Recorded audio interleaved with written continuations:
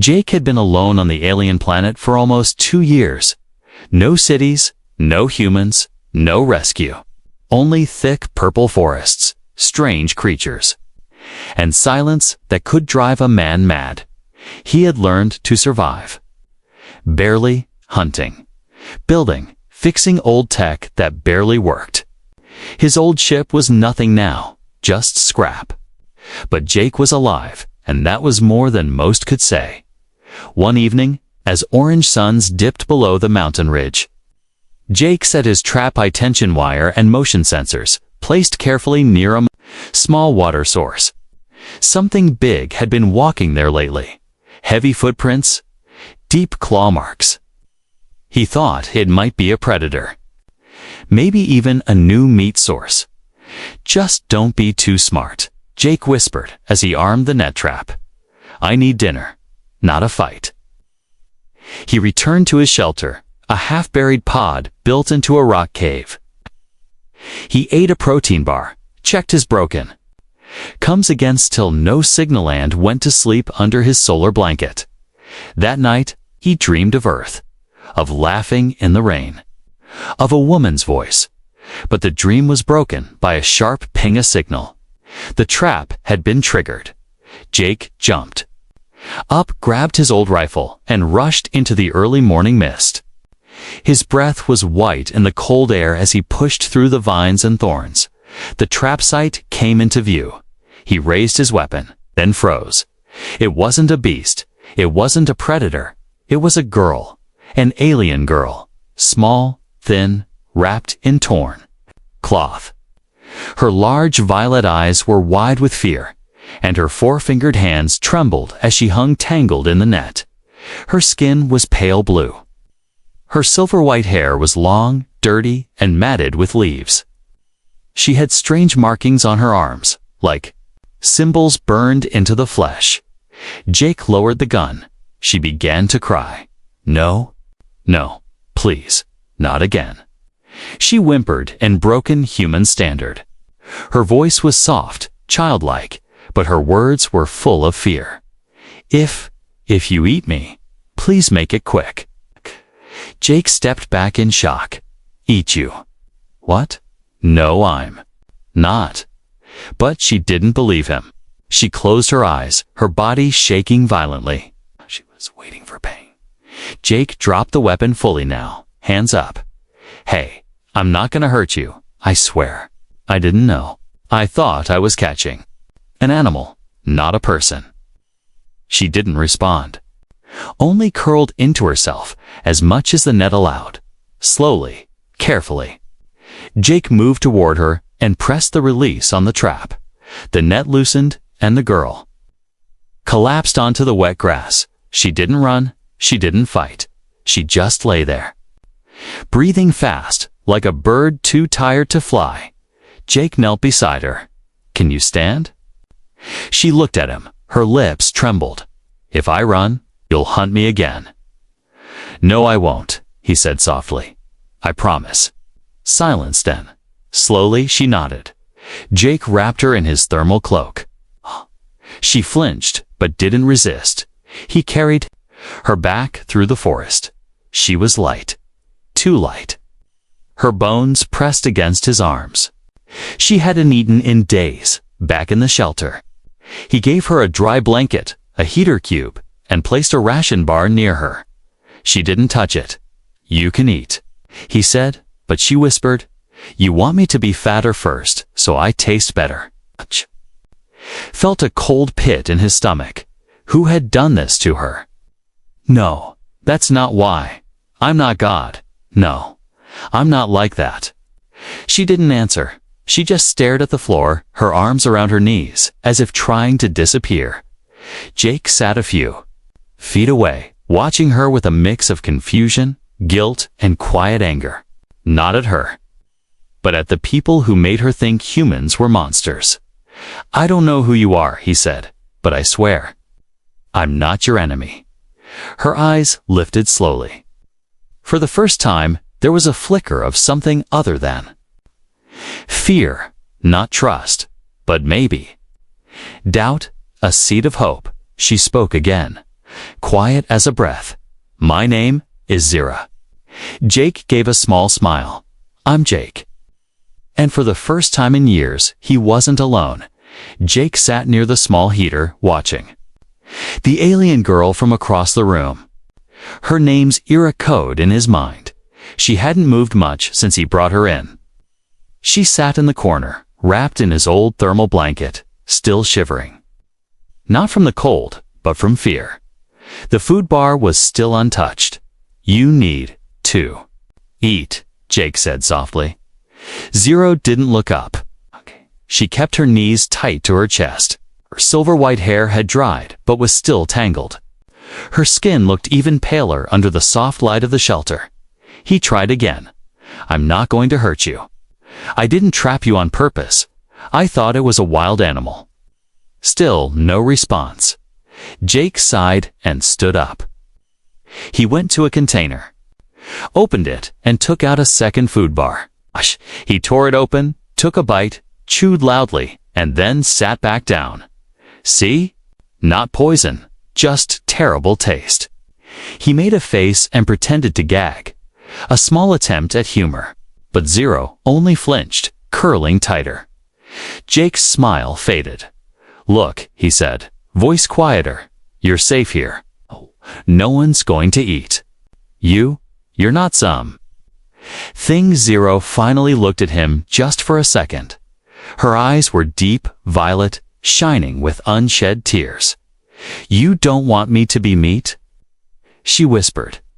Jake's heart ached. No, he said, firmly. She swallowed. Hard. Her voice shook. They always feed us first, clean us, make us smell nice. Then they take us away. I don't want to smell nice. Jake felt a lump in his throat. He didn't know who they were. But he could imagine. I'm not like them. Zero didn't respond, so he changed the subject. Do you know where your people are? Anyone? Looking for you? She shook her head slowly. They left me. Left you? Why? Zero looked down at her arms. Jake noticed her rubbing over the strange scars again. Too weak, she whispered. Too small. Couldn't carry wood. Couldn't fight. So, they threw me out. Jake sat back. He couldn't believe it. An entire race that just cast aside their own. He rubbed his face and took a deep breath. Well, you're here now, so that means something. Zero blinked slowly, not sure what he meant. He stood up again and began rummaging through his supplies. Most of it was junk-old wires, half-burned fuel cells, cracked glass.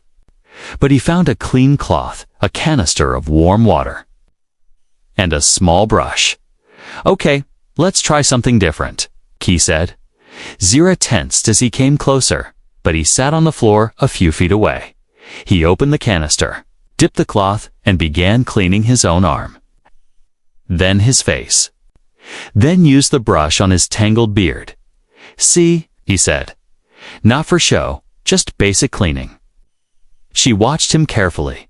Then, slowly, very slowly, she reached out a hand and touched the cloth.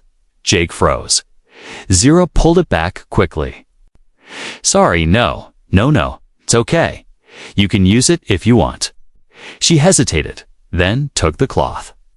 With slow, clumsy movements, she wiped her face, then her arms. The water turned brown with dirt and dust. Jake didn't say anything. He didn't want to scare her off again.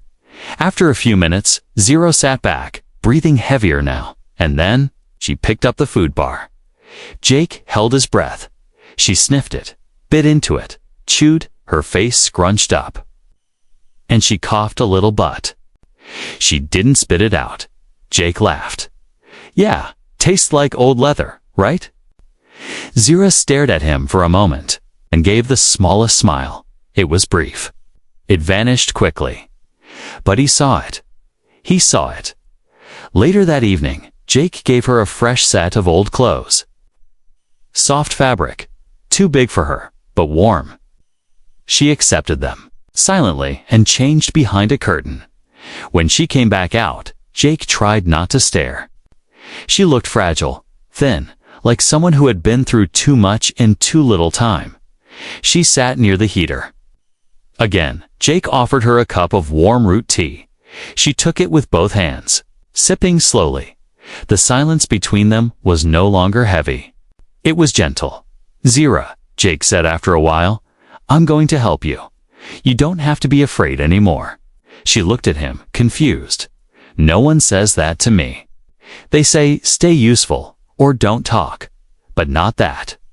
Jake smiled sadly. "Well, maybe it's time someone did." She blinked, eyes shining again. But this time, she didn't cry. She just whispered, "I don't know how to trust." Jake nodded. "That's okay. I'll wait." And in that quiet room on a forgotten planet, to strangers, one human, one alien sat together, still broken, still unsure, but no longer completely alone. Zira had fallen asleep. It was the first time she slept since Jake brought her to his shelter. She lay curled on a soft old blanket, her breathing soft and steady. The warmth of the heater beside her kept her small form from shaking. Jake watched her from across the room, leaning against the wall with a half-empty can of ration tea in his hand. He had questions. Too many, but answers would have to wait. She was still scared, still broken, and Jake knew broken things took time. He woke up early the next morning to the sound of coughing. Zira was sitting up, her arms hugging herself tightly. Her eyes darted around the room like a cornered animal. Jake didn't move too fast. He kept his voice calm. "You're safe," he said gently. "It's just morning. Nothing else." Zira looked at him. "I had a dream." Jake waited. Her voice cracked. "I was back there, in the cage." They were laughing again. Jake's jaw clenched. "Cage?" She nodded, her fingers rubbing the same spot on her upper arm. Over and over, Jake approached slowly and knelt near her. "Can I see?" Zira flinched. "I won't touch," Jake added quickly. "Okay. Just want to help." Okay. There was a long silence. Then very slowly Zira pulled the sleeve down her shoulder. Jake's breath caught. There, burned into her skin, was a jagged mark. A circle with a sharp line through its card, old and deep. And just under it, a number. M13-7. Jake knew what it meant. He'd seen that kind of mark before. Slave. Branding, not just property. Merchandise.Zira saw the way his eyes changed. "You know it," she whispered. Jake nodded slowly. "A long time ago, I saw others with marks like this. In the outer colonies, illegal trafficking. Black market." Zira pulled the sleeve back up. "I was part of a shipment. They took us from our world when I was small. Sold me twice. Oh? The last ones just left me here." Jake looked away, his stomach turning. Left her on a deadly alien planet, alone. To starve or be hunted, they said. I was too weak. Not fun anymore. I broke too fast. Her voice was calm, too calm as if she had accepted it long ago. But Jake's hands curled into fists. "No one should go through that," he said, his voice low. Zira blinked at him. "You're angry?" "Yes, I am." Not at me." Jake looked at her with disbelief. "Why would I be angry at you?" "Because I'm broken," she said simply. "Because I wasn't strong enough to fight back." Jake shook his head, coming closer. He sat beside her now, keeping space but closing the distance between them. "You're still alive, Zira. That's more strength than most have." She didn't reply, but her fingers stopped rubbing the scar. Jake gently reached into a side compartment and pulled out a small kit medical supplies. "Old, but usable. I can put something on it," he said. "It won't erase it. But it'll help the skin." Zira hesitated, then nodded. He handed her the salve, letting her apply it herself.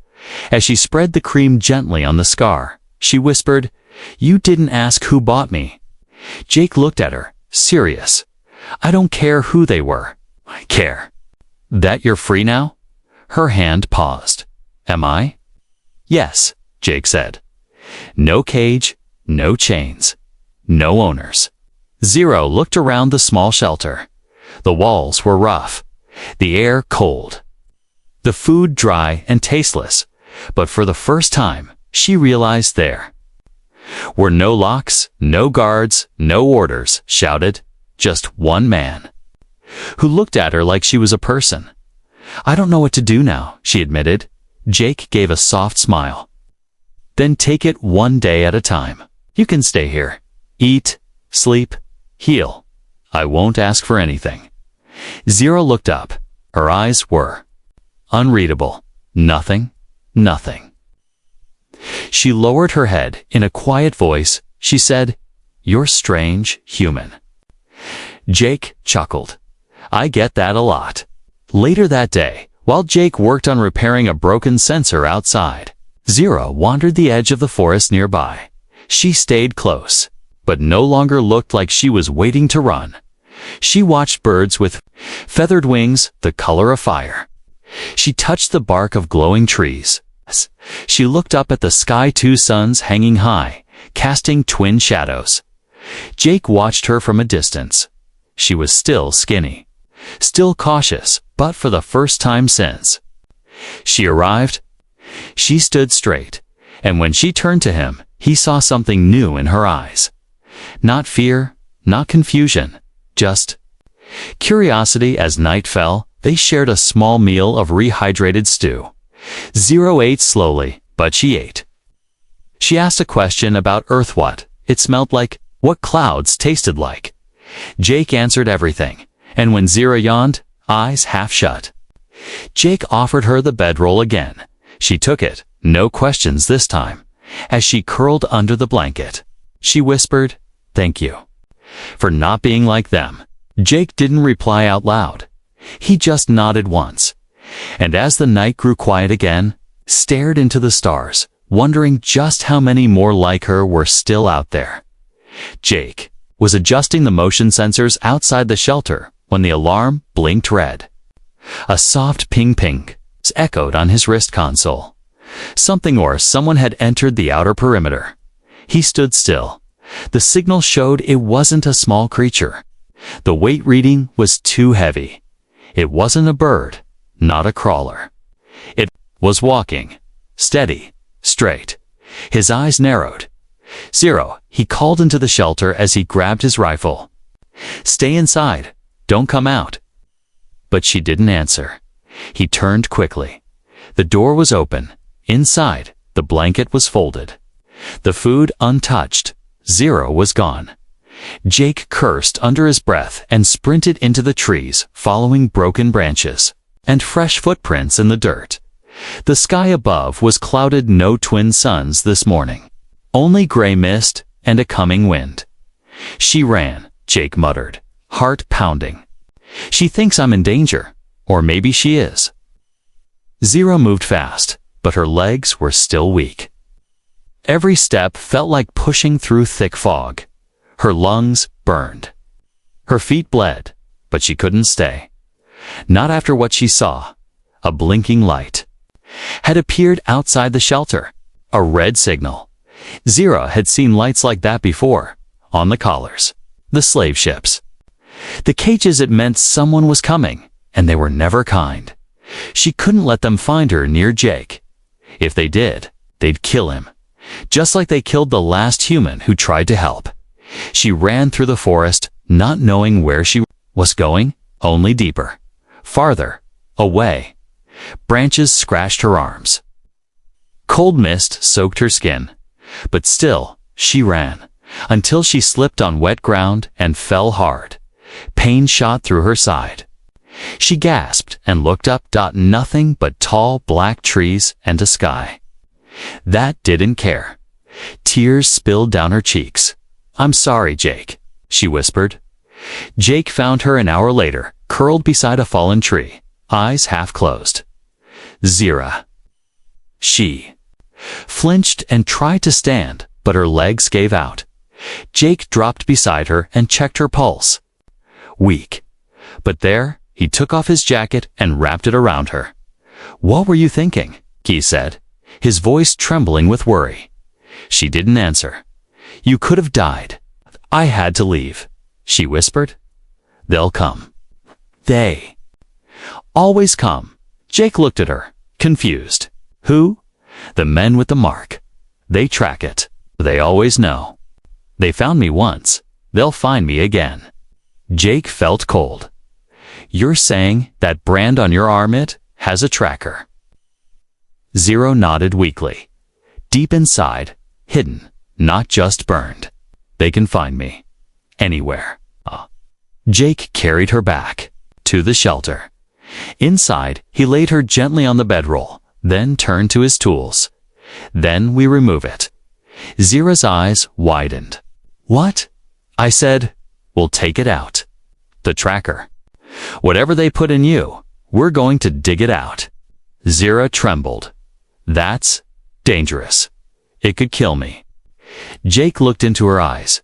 "Not removing it could kill you too." An hour later, the heater glowed warm. The medkit was open.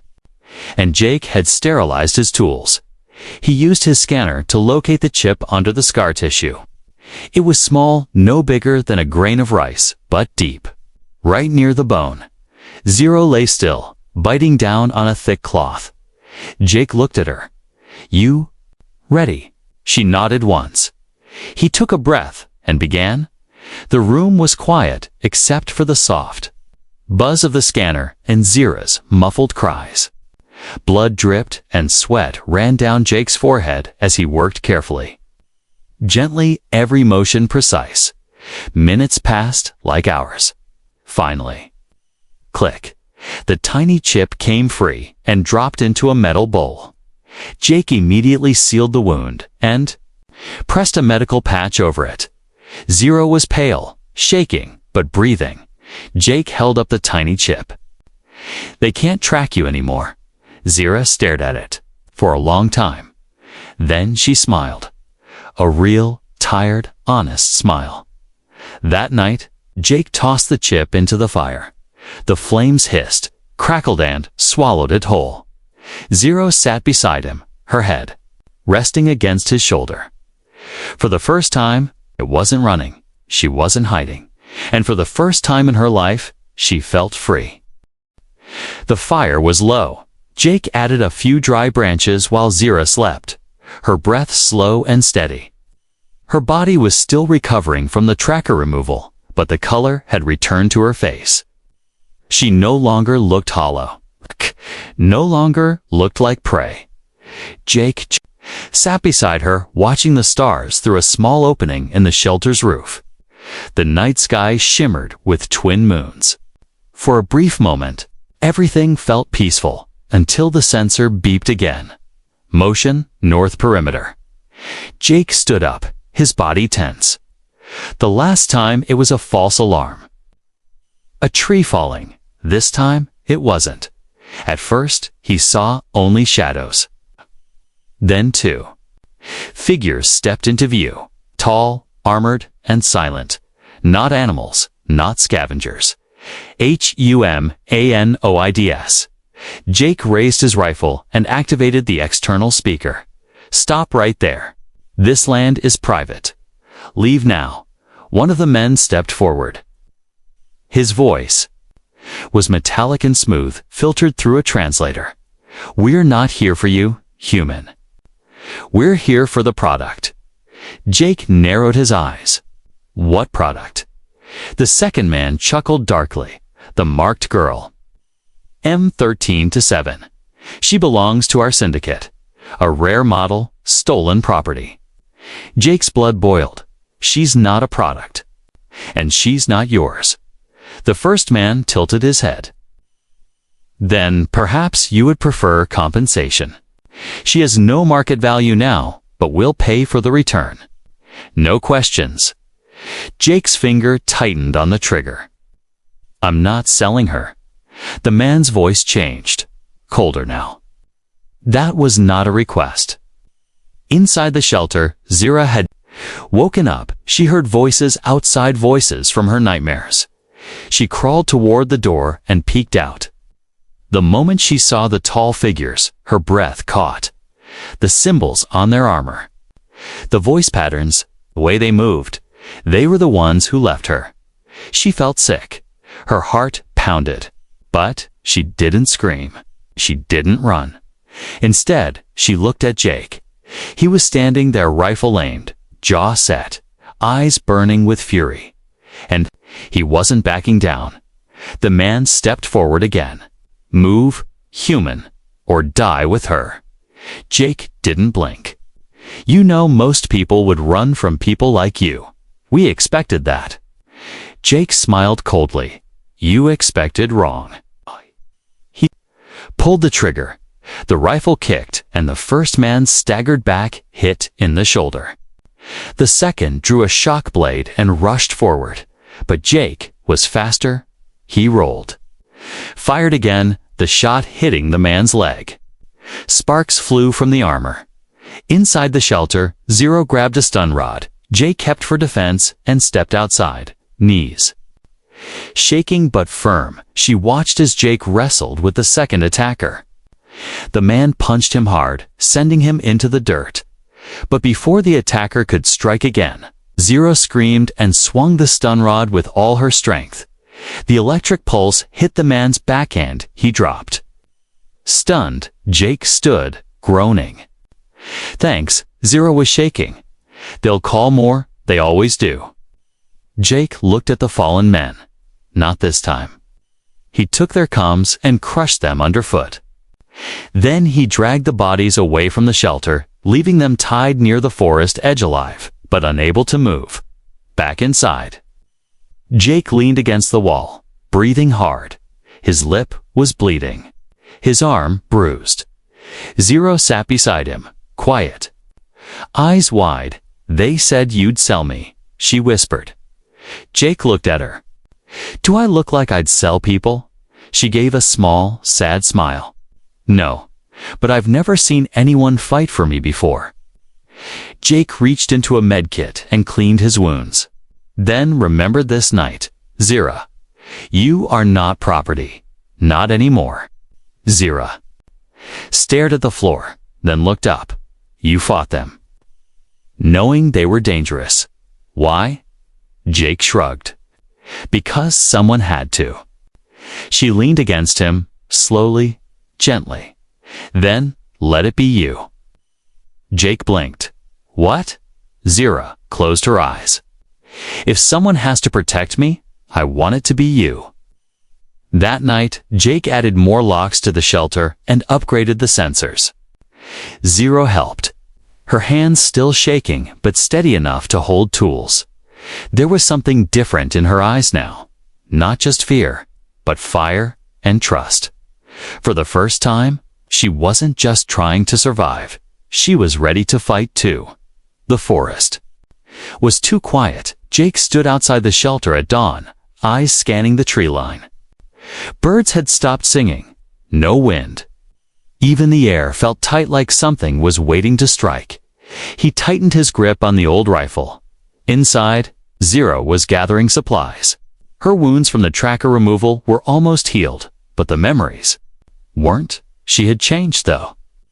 She moved with more confidence. She asked questions. She smiled. Sometimes Jake noticed, and he noticed something else too. They weren't alone anymore. Later that day, Jake was testing an old drone core when the shelter's alarm blared. A red light flashed on the console. Perimeter breach again. Jake swore and grabbed his gear. Zira stood at the door, frozen. It's them again, she whispered. I know it. Jake looked at her. Then we stopped them. Together. Zira hesitated. Then nodded. But this time, the threat didn't walk. It didn't speak. It flew. The attack came fast. A sleek black drone burst from the trees, spinning and releasing a cloud of poison gas. Jake dove behind a fallen log, pulling Zero down with him. "Gas," he shouted. "Get your mask." Zero looked down. His mask was broken. The cracked filter dangled uselessly.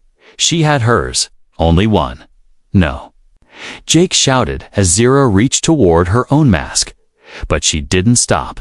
She ripped it off her face and pushed it over his dot before he could fight back. She secured it tightly. Then the gas hit her.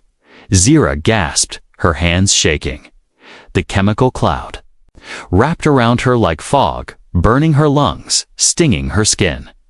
Jake held her close, panicking. "Why would you do that? Why?" Zero's lips trembled. "Because I wanted to matter to someone." Her knees gave out. Jake caught her, lowering her gently to the ground. Her eyes fluttered. "I didn't want to watch you die, like the others." Jake's throat tightened. "You won't die either. Swear it." But her breathing slowed. Jake moved fast. He carried Zero into the shelter, slammed the door shut, and activated the emergency air filter. She lay on the floor, eyes closed, body twitching slightly. He scanned her vitals. The poison was strong, designed to disable slaves, not kill instantly, but still deadly without treatment. Jake opened his medkit and pulled out a detox injector. It was old, probably expired, but he had no choice. He pressed it into her neck and watched the serum flow. Minutes passed, then an hour. Zero didn't move. Jake sat beside her, head in his hands. "She saved me," he whispered. "She barely knew me, and she saved me." He remembered her fear, her broken voice when she thought he'd eat her, and now she was lying unconscious because she had trusted him, because she chose him. And Jake had no idea if she'd wake up. It was late when her fingers twitched. Jake leaned forward, eyes wide. Zero's lips moved. Her voice was hoarse. "Did it work?" Jake laughed through tears. "You idiot," he said softly. "You beautiful, brave idiot." Zero blinked slowly. "I'm not dead. Not even close." She gave a weak smile. "I really thought I was." Jake helped her sit up slowly. She groaned in pain, but her smile stayed. "You saved me." Jake said. Cira leaned her head on his shoulder. "You saved me first." Later that night, after checking the drone wreckage, Jake found a message hidden in its memory core. A voice. Recording. Rough. Cruel. Unit M13-7 is defective. If spotted alive, eliminate both target and any human resistance. Leave no trace. Jake crushed the core with his boot, then turned to Zero. "We're not hiding anymore." She looked up at him, surprised. "What do you mean?" "I mean, we fight. We break every chain they put on you, not just the one in your arm." Zero's eyes filled with tears. But not from fear, from hope. Jake spent the night building new defenses. Zero helped, bandaged but determined. They weren't just to strangers anymore. They were survivors, and now they were a team, a family in the making. For the first time since landing on this alien planet, Jake slept deeply. No alarms, no nightmares, no cold creeping into his bones, only peace. And beside him, wrapped in thick blankets, Zero breathed softly. Her chest rose and fell in a gentle rhythm. The poison had nearly taken her, but now she was healing. Jake sat up and looked at her. She looked different now. Not because of her clothes or her skin, but because of the way she rested. No more fear in her face. No more shaking in her sleep. She looked safe. And Jake knew, deep in his heart, he couldn't let her go. Ever. When Zero finally opened her eyes, the light from the suns was already shining through the roof hatch. Her body still ached, but her mind felt clearer. Lighter, she turned her head and saw Jake sitting nearby, working on a metal device. His hands were covered in oil, and he looked tired but focused. She smiled. I'm alive. Jake looked up quickly. Zira. She tried to sit, and he rushed over to help. I told you not to move too fast, he said. She raised an eyebrow. You also said the ration bars tasted okay. Jake chuckled. Okay, fair point. She leaned back against the wall. Did anyone else come? Jake shook his head. No, but they will. We made a mark. Took down a drone. Hurt 2 of their men? They won't forget that. Zira's face grew serious. You should leave me. Jake blinked. What? You're in danger because of me. Jake sat beside her, calm but firm. No, Zira. I was alone before you came. Hiding, surviving. But now, I'm living. She looked at him, confused. Jake continued. I never had anyone to talk to protect, to laugh with. You gave me that. Lowered her eyes. But I'm not like you. He gently reached out and touched her hand. She didn't flinch. You're stronger than me, he said softly. You survived hell and still have kindness in your heart. That's what matters. Zira blinked and her lips quivered. Jake, Jay, do I belong here? Jake smiled. You belong with me. If you want that. They spent the next days rebuilding the shelter, not just for survival, but for living. Zira painted the inside walls with symbols from her childhood. Jake repaired the roof and added solar panels. They built a garden for herbs. It was small, but it was a start. One evening, while watching the twin suns set, Zira asked, Jake, what is Earth like? He thought for a moment. It's loud, full of people, oceans, music. But the best part? What? Somewhere. On Earth, a kid like me grew up never thinking he'd matter to anyone. And yet, here he is. Building a home with someone he would have never met. Zira blushed slightly. You sound like a poet. Jake laughed. Only for you. That night, thunder rolled over the mountains. Rain poured over the land. Zira sat by the fire, hugging a warm mug of tea. She looked up. Do you ever think they'll stop chasing me? Jake leaned against the wall, arms crossed. Maybe, maybe not. She nodded. Then I'll keep running. Jake raised an eyebrow. From them? She shook her head. With you. He smiled. Then Zira placed her mug down and walked over to him. I used to think no one would ever see me as more than a tool. Or a thing. To sell, she said quietly. Jake stayed silent, letting her speak. But you saw me, and I want to stay. Not because I'm scared, but because I choose you. Jake didn't reply with words. He just opened his arms and Zira stepped into them. He held her tightly, like someone afraid to lose the only thing that made the world feel real. And she held him like someone who finally knew what home felt like. In the distance, the broken shipwrecks and dead forests still whispered of war and pain. But inside that small shelter was warmth and light, and 2 hearts healing together.